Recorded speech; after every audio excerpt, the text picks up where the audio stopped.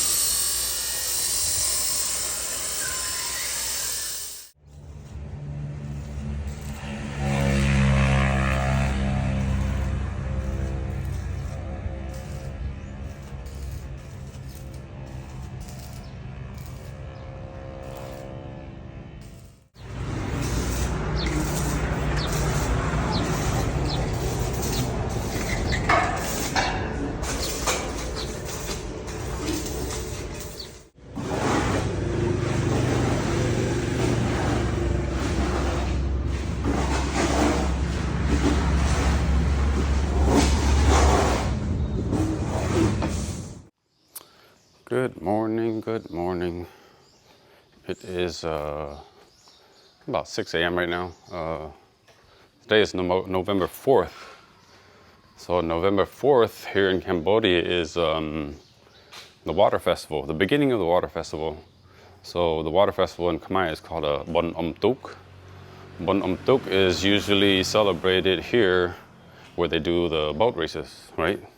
So every year, this time of year, it's like the end of the rainy season, and since there's a lot of water, it's a tradition to do the boat races. It's been done for centuries, you know. So, but this year it's canceled because of the border conflict. So everybody's still on holiday and vacation and stuff, but they're just not doing the boat races. There's going to be stuff going on in the city along the river and everything. People selling stuff, people just hanging out, you know. People, they're on break, they're on vacation, so they'll still be out, you know, enjoying themselves. There just won't be any boat races. So yeah, happy water festival to all my Cambodians, all my Americans and everything. All right, enjoy. Okay, my topic for today is about Cambodian people and how strong they are. So you can see in the beginning of the video, I showed you guys the process of building this place. So we extended this warehouse here recently, just last year. And the reason for that is because we expanded our business. Our business before, all we did was just sell animal feed and fertilizer. So this stuff here, the supplies, we added this later on. We just started this last year.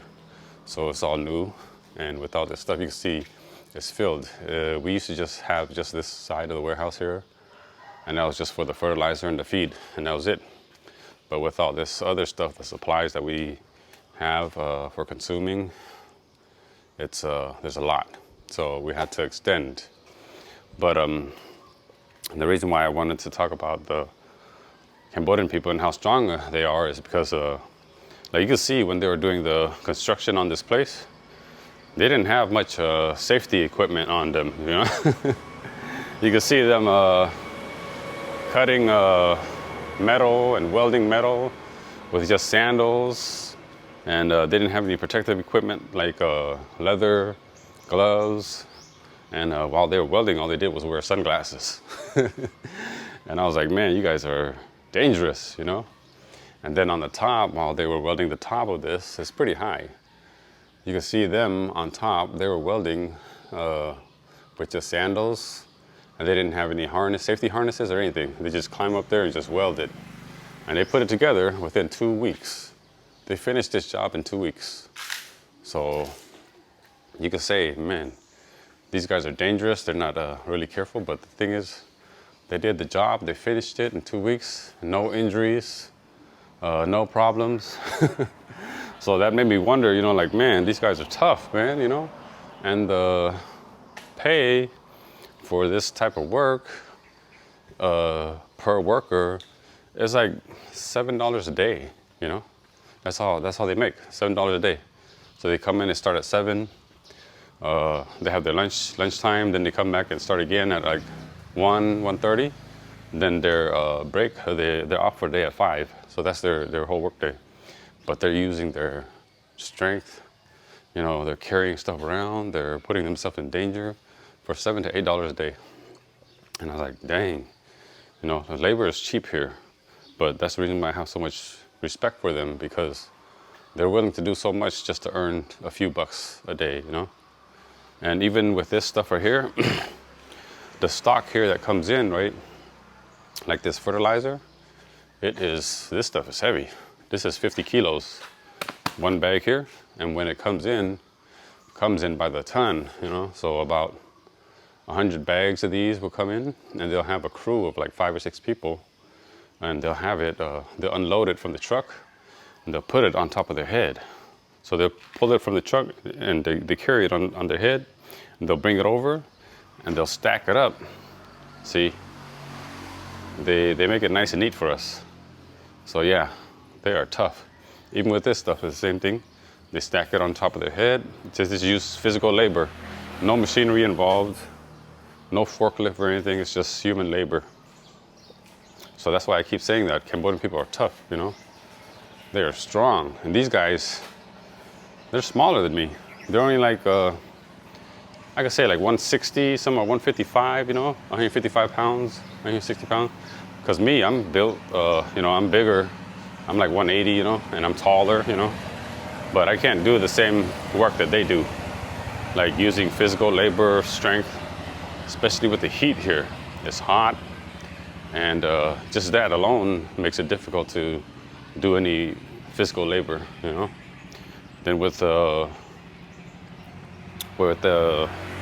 rice, right? When they harvest the rice, the sacks are like 100 kilos. 100 kilos is like 200 pounds each, you know. And I've shown video before of the rice growing process where they carry it on top of the semis, right? Physical labor. They put it on top of their head and they just carry it, you know, all the way to the top. And that's what I mean, they are tough. Even when they were paving this area right here, all human labor to pave this. This place used to be just gravel, it was nothing. And within 2 weeks, they were able to do all this. 2 weeks. And then some of the things that they do, right, like picking coconuts, you know, fresh coconuts.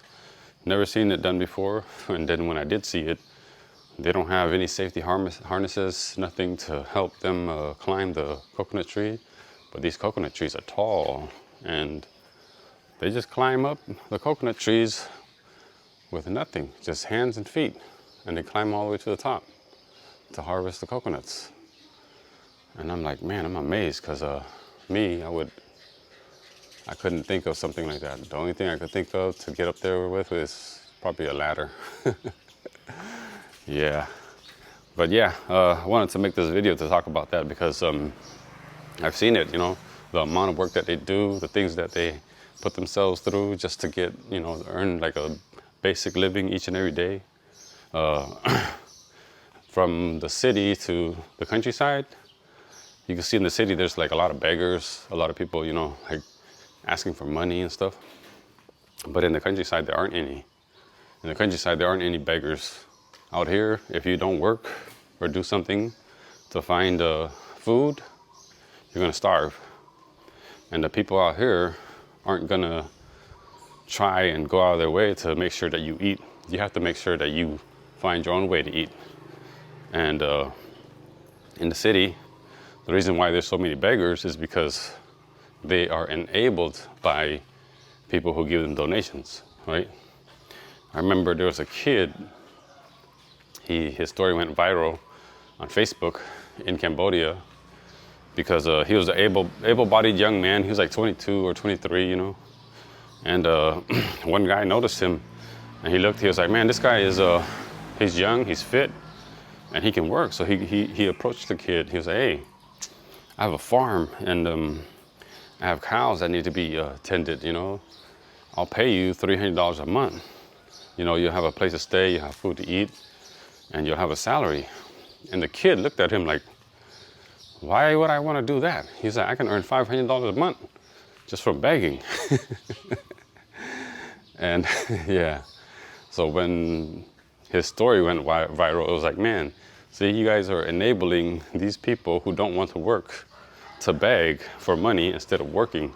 While we work every single day to earn a good living, this guy is begging and he's living better than most of us. Like even most like jobs where, you know, like an architect or whatever, or IT, their wage, their salary per month is like $300, right? And then this kid says he can make more money than a graduate with a degree just begging. So everybody was like, man, we need to stop giving money to these people. And it's true, because the ones who do beg, they do it because it enables them to live that lifestyle, to beg. But the ones who aren't enabled by that, they know that they have to work. If they don't work, they don't eat. All right, guys, thanks for watching. Thanks for subscribing. See you guys next time.